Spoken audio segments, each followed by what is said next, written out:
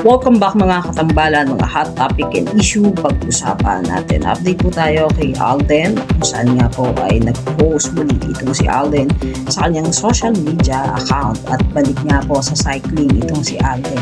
Makikita naman yung ilang mga photo na kung saan ay sinure ni Alden maging ang kanyang kaibigan na si Prince Belmar sa kanilang social media account kung ginawa nilang activity ng pagbibisikleta.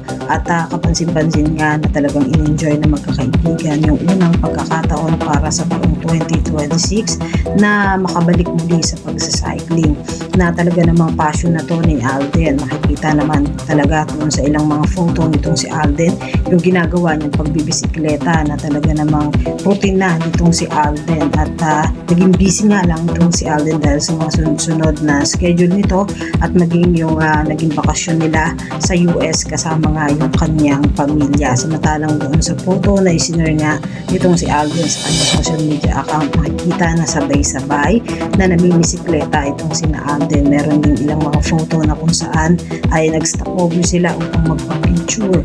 At matapos naman yun, makikita naman na kumain nga itong si Alden at talaga namang nag-share din ng ilang mga photo at ganap nila doon sa pagsacycling nila ngayong 2026. Samantalang isa pa nga po sa naging post itong si Alden ay ang kanyang solo photo doon sa sasakyan.